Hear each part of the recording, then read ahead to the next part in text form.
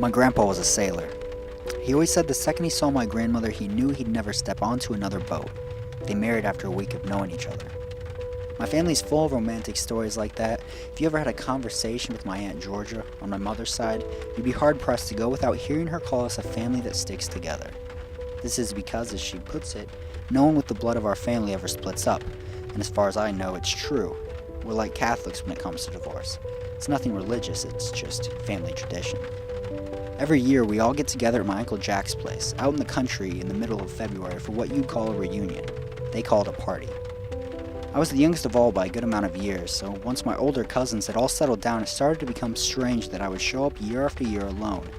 Uncle Jack was the only sympathetic. His wife had passed away earlier on in his marriage, and it had taken him many years to move past it. The rest of them just felt sorry for me. It became such a topic of conversation that when I finally arrived with Samantha for the first time, it was nearly more of a relief to them than me. That year was my favorite. We drank and laughed all night. We weren't old enough, but it all looks the same in red plastic cups. There was a fire pit and we toasted marshmallows and shot off fireworks. Samantha's eyes shone from the light and her hair blew, cascading softly over her shoulders. She wore a red dress. And when the night grew old and we'd run out of things to say, she pulled a gift from thin air and gave me a silver watch. My family was impressed. "You hold on to that, girl." "I'll try," I said, and they laughed.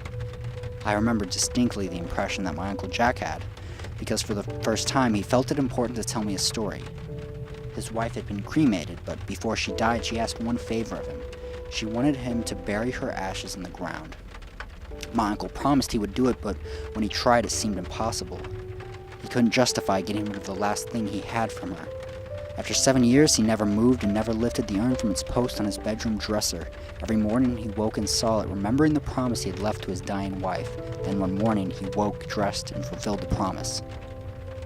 After the party that year, Samantha and I returned to the city, me nearly forgetting the story Uncle Jack had told me. For the next 3 years, Samantha and I traveled each year in the middle of February to Uncle Jack's cabin and reunited with my family. It became a celebration that I started to fit into very well.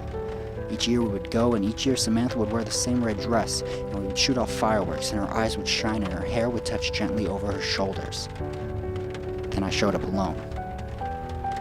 I like to joke that it was more devastating to them than me, but the truth is that I was far more devastated. My family would say I just needed to tell her how upset I was, that there was no point in giving up. After a couple years, I'd started to find that there was only a single reason I ever still attended the parties. It was my Uncle Jack. We'd become very close, and he started inviting me in January and July, when there was no other company expected. We would talk and think, and when Uncle Jack passed away unexpectedly, the family was forced to give me the house that they had gathered in every year to celebrate being together. I lived there for a while, and for the first time that I could remember, there was no party in the country in the middle of February. Every night before bed, I took off the watch that Samantha had given me and I placed it on top of my dresser to be seen the following morning. Every night I would lay there and imagine that I was getting in my car and digging a grave for the watch, but I would still only lay there. Eventually the dream changed and grew darker and then stopped completely. Finally, as I lay there one night, I decided to call her. The number was still engraved in my mind. And when the ringing stopped, I heard a man's voice. I told him I must have the wrong number.